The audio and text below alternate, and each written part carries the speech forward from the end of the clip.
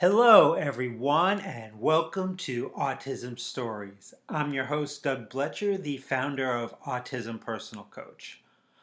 Autistic people are the true experts of the autistic experience, and Autism Stories is where we interview autistic people and others in the autism community to learn from their stories, experiences, and get their advice.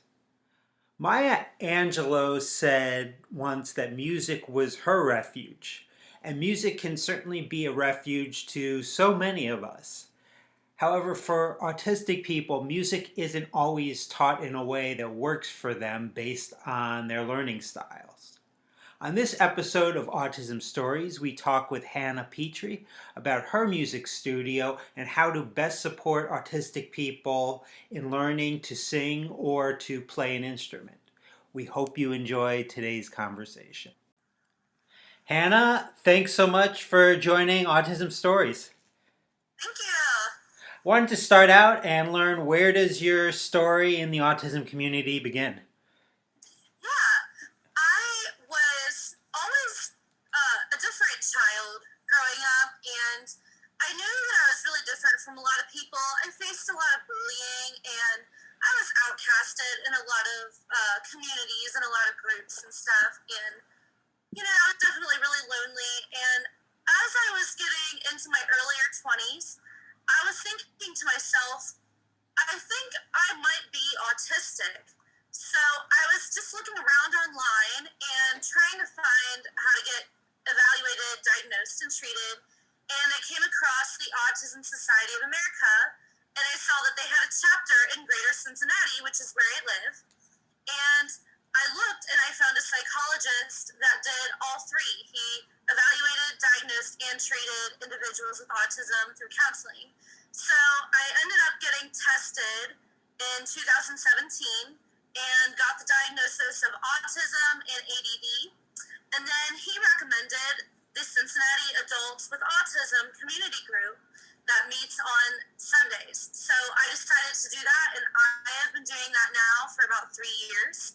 And just being in that group has involved me in some other autism and other special needs groups in the area. So it's been really fun to connect with other people that are also autistic. Mhm.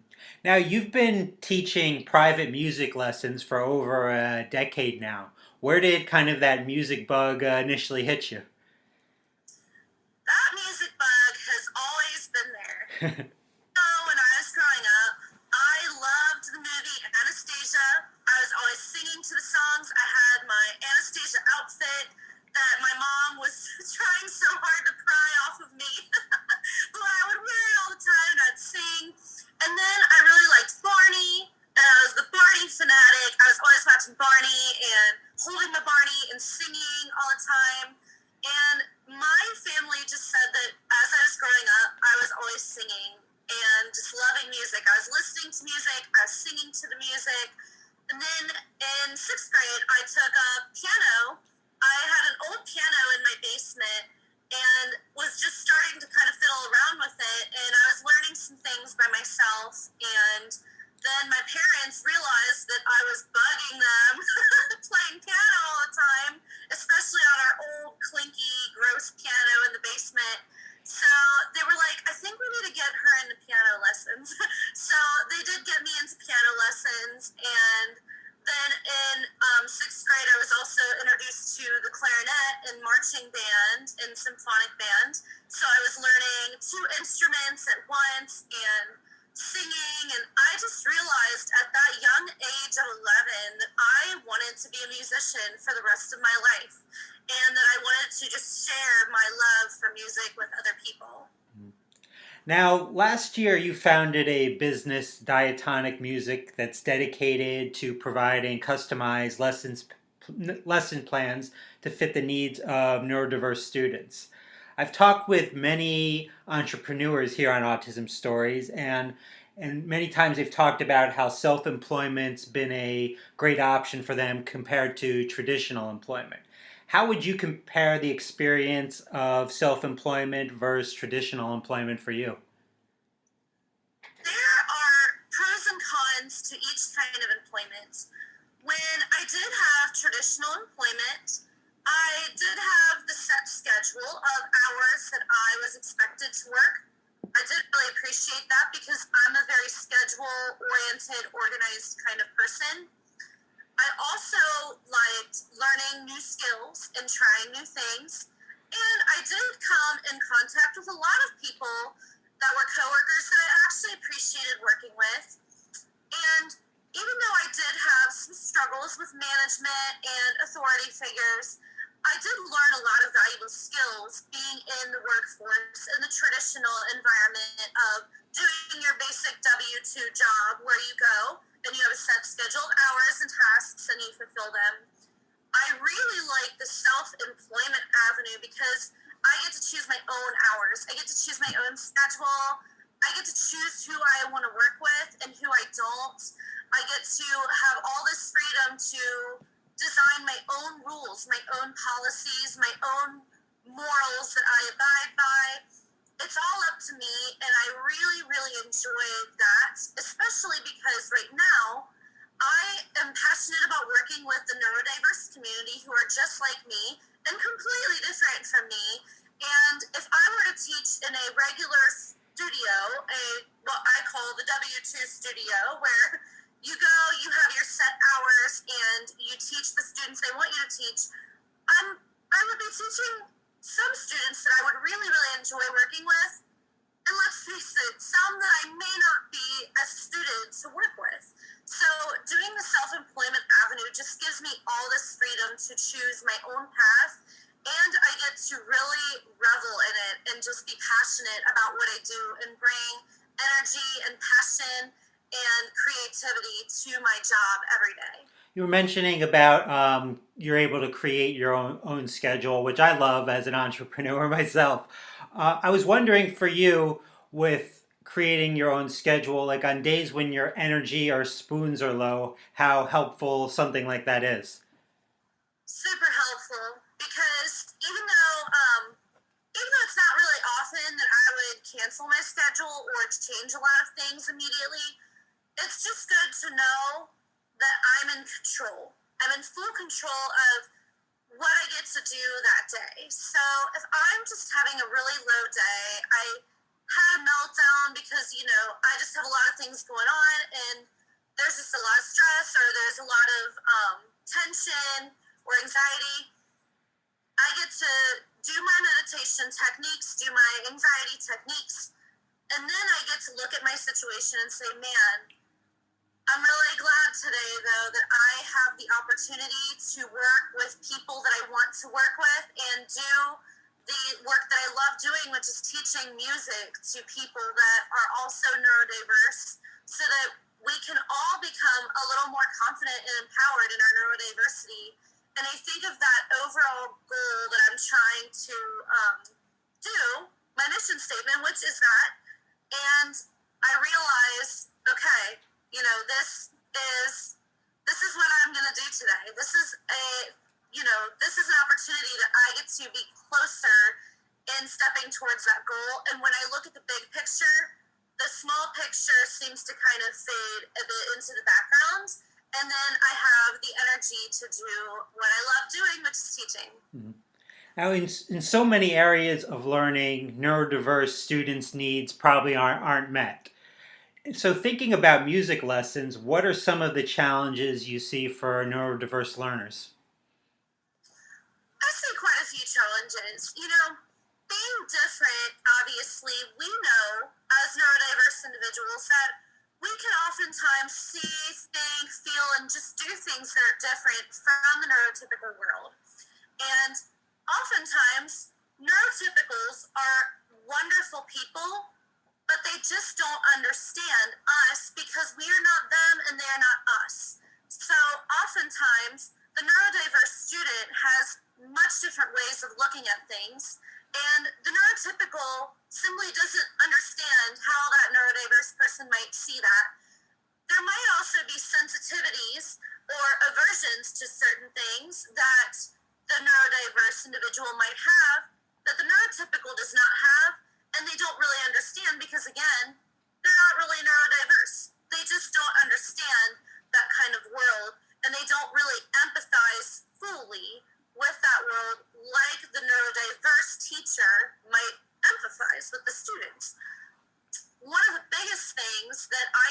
from a lot of my students and parents when they sign on for lessons is, wow, I'm really excited to just be able to tell you everything about me or my child. And you get it. You get that my kid sometimes has the meltdowns. You get that my kid can't deal with these bright colors all the time. You get that my kid might need the bright colors to stimulate their brain and to be able to engage all those areas of the brain for their learning and be able to soak in the information. You get that my kid may not be able to look at you when you're teaching them. You get that my student might need to take a break for a minute in the lesson and then come back. And no other teacher seems to really understand fully those things and then be able to work with that because they see the student as this completely different person that just has these really different needs that they don't understand. Whereas me as a neurodiverse teacher, I look at the situation and I say, I get it. Sometimes I need to walk away. Sometimes I need to do things that are a little bit differently. And, how about we try a few different things here to see if this might work? So there's these things that neurodiverse teachers often have more empowerment with the neurodiverse community that the neurotypical teachers simply don't. And that's not to say that neurotypical teachers are bad at all. I had a few neurotypical music teachers, and I have enjoyed working with them. But, for a lot of the neurodiverse community, they need somebody who really understands how they work and how they feel, how they're thinking, and what they're going to do, and be able to work with those and just roll with the punches and do what works best with the student. Now, thinking about some of the benefits of music, and there's really probably there's so many. We can go on all day, all week about I think all the different benefits of music. How, Yes. however, what are some of the most impactful things that you've seen in regards to how been beneficial to your students? One of the things that I see is the most important is that students are just more confident. When I'm working with my students, young and old, there's just this confidence that emerges when they are able to not only learn a good, valuable, and tedious skill like music, but be able to just be themselves and not be criticized and not be judged, not be condemned, not be, not feel like they're not enough. When they are at diatonic music, these students feel like they are just confident and empowered people that are beautiful just the way they are, and they get to express their beautiful neurodiversity through music. And that is the entire goal of what I do and what I want my studio to be, is this place where people can come as they are, as their neurodiverse selves, and just grow into a better version of themselves. That way they can have positive impact on society just as they are. What about like in terms of kind of regulating themselves throughout the day? How have you seen music been helpful with that? Well, music in general does regulate a lot of people Yeah. because music is working all the areas of the brain, and it is the only activity that you can do that works all the areas of the brain. So naturally, with all those areas working in a really strange way, they don't just simply operate on their own. They operate and start to come together. That's the really cool thing about music, and especially learning a musical instrument and taking lessons. You are teaching yourself, and an instructor is teaching you how to do things that are actually really regulated and really mundane in some ways. You're learning how to count. You're learning your notes. You're learning how to find your notes. You're learning what those notes look like on paper. You're learning how to read. You're learning how to write. You're learning how to listen. You're learning how to connect with all those things. You're learning how to feel the music and feel the beats, feel the pitches, feel all that stuff working together. You're able to regulate volume because you learn things like dynamics, playing loud, playing soft. You learn other symbols of music too. You're almost learning a different language when you learn music because you're learning what all these different symbols and words mean.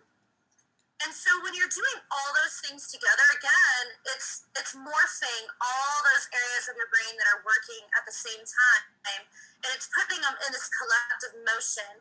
And that is why every student that takes lessons long term sees improvements in things like your cognitive function, your fine motor skills, your educational development, your teamwork, your accountability, your expression, your creativity, all those different things are just working at the same time. And, that's obviously a whole conversation in and of itself of how that happens.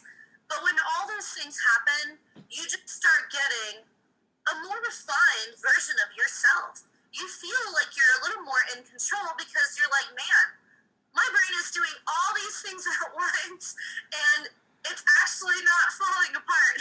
And when you're doing that, your brain is strengthening, you're getting more skills, you're getting more value, and you just feel so much better because of that. Do you feel like it helps people to become a more authentic version of themselves? Totally. Just like anyone else, you can look at a painting, for instance. There's paintings that, people come across, especially like ancient paintings, ancient artwork, and you look at the painting and you think, oh my gosh, this thing is absolutely beautiful, but I don't really understand what this is. I don't really know. There's a bunch of dirt and stuff on this, and I really don't know the full story of this picture here. But let's go and take it to, an architect or somebody who's doing, some kind of like the architectural digs and stuff like that. Let's take it to a professional who understands what this might be and who can clean this up and show us what this beautiful picture, what this beautiful painting, portrait, sketch means. And then when you get that cleaned up, right, you're like, oh my gosh, that's so cool, wow, this is what that means, and look at all the details, look at all this fine artwork, wow, this is incredible.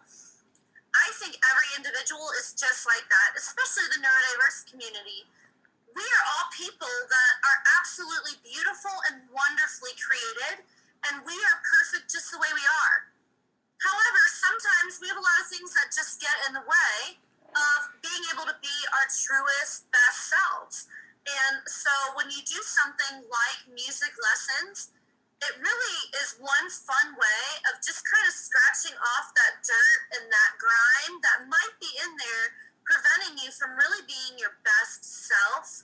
And then when you are taking lessons for a while and you're just having a lot of fun with it, and you see these values and these benefits of music lessons, you just start to feel a lot more confident and empowered, and you start seeing the portrait that's really there, that beautiful, vibrant, amazing portrait of neurodiversity that each person has that's extremely unique to each person.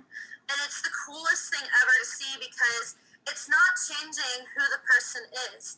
It's not making them not neurodiverse and making them normal.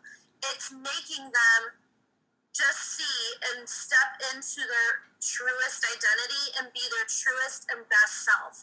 And that's what the world needs. The world doesn't need people that are neurodiverse and ashamed of who they are. The world needs people who are wonderfully awesome the way they are, that tap into their uniqueness and make a positive impact on society. Now, in doing research to talk with you today, I found out that besides being a music teacher, for several years you have been a magician's assistant, which Yes. which was really interesting to me because I have very fond memories of as a child. I think I was about 7 or 8. My grandmother took me to see David Copperfield live in New York City. So I was wondering, what's been your favorite magic trick to perform? Yeah, so I have been a magician's assistant for 8 years, and I have worked with different magic companies. I currently work with Extreme Magic Company, and of course, due to the pandemic, a lot of our shows have been stopped for a while, and we are definitely navigating some paths to getting back on the stage when it is safe to do so. One of the best illusions that I've ever been a part of was what we called the fire cage. So in the fire cage, the entire cage is set on fire. And then three assistants come out, one of them being me, and we appear from the fire cage. And it is so much fun because there's so much work that went into learning how to do that and how to do that safely. But it was exciting because when you look at a video of this or you see this illusion, and hopefully we get to perform it again at some point and I can share that with people, but it just looks like the coolest thing because it looks like this cage is like on fire, and somehow in the midst of it, three women pop out and are completely fine and okay. Now, you're someone I think that's definitely followed your passion or your special interests. What advice would you give to other autistics or their family members why this is such an important thing to do? Yeah, I would say this is something that everybody should do, regardless of whether you're neurodiverse or not. Every single person is wired in a very unique way, and they have unique strengths and purposes and passions. And all those things together can create a positive impact on society and especially in your communities.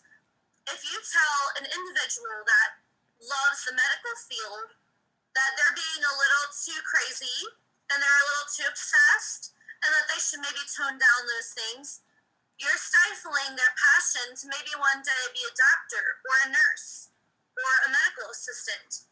And we already know that those things dramatically change lives and many times for the better. We often see certain fields and certain passions as more important than others or more useful than others.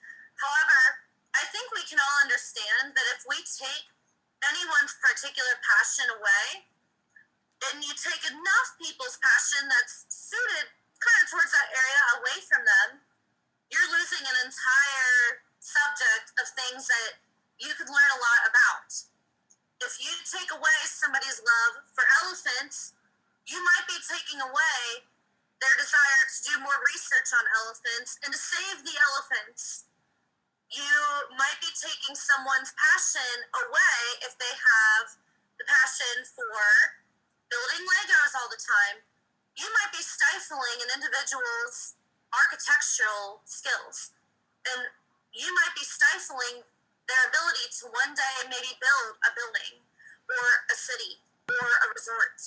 So you just have no idea what you're doing when you are stifling somebody's passion.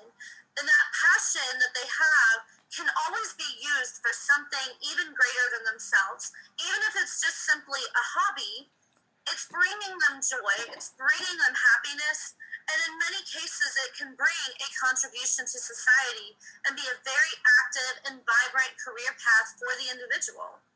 So when you stifle these things, you're essentially stifling what could be a really valuable path for them to take that makes a positive impact. To do that is just not a good thing at all. I think a better option to looking at somebody's special interest is, how can I let the individual flourish in their special interests while also recognizing that there are other things that do need to be attended to, like you got to clean your room, you got to eat your food, you got to get a shower, things like that, so that you are saying, listen, your special interest is amazing, and I love that about you. We also have to do these things too, so that, we can be a more well-rounded individual. Let's come up with a way to do that. Well, Hannah, I really appreciate your passion and sharing your knowledge with us today. Thanks very much. Yeah, thank you. Thanks to everyone for listening, and thanks so much to Hannah for the conversation. To learn more about Hannah and diatonic music, check out the link in the podcast description for this episode. If you would like to be notified about each week's episode of Autism Stories, we suggest you subscribe on your favorite podcast listening platform. We would also really appreciate it if you could give us a positive rating and review, as it will help others to learn about autism stories.